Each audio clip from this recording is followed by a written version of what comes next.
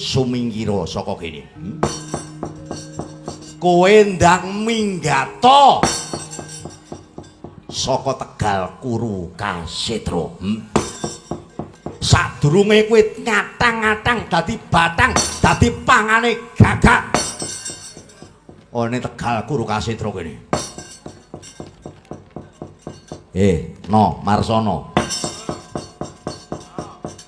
Ucapmu koyo lanang-lanang dhewe. Kowe rong tau roh kondange Antasena, preman pasar Gringging kowe. Aku gelem lunga. Aku gelem sumingkir saka papan kene yen to wis nyangking ndase Ratu Gustimu Manik Maninten kuwi mang piye? Piye? Piye? Balenono tembungmu, Mas. Kowe wani jarak perkara nyumbari Ratu Gustiku sepira bangkamu kowe?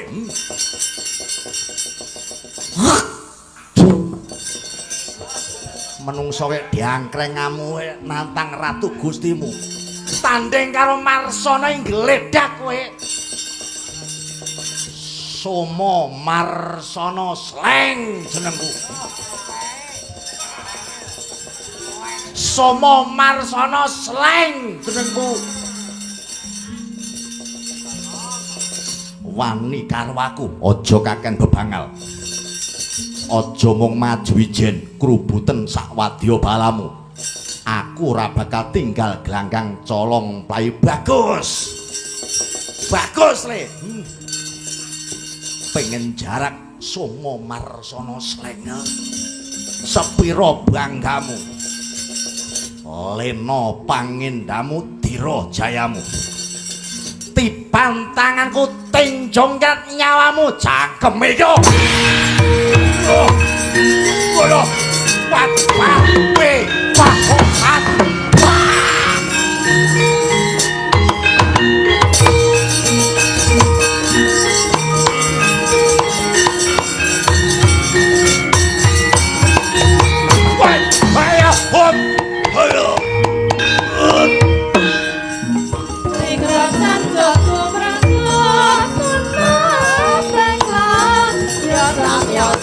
Walah lagi pisane geletak.